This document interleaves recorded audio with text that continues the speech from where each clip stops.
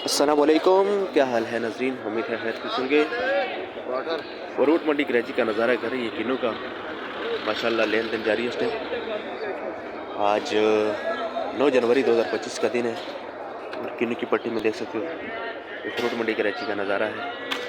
किन्नू जो कि लई सरगोदा टोबा के यहाँ फरोख्त होता है।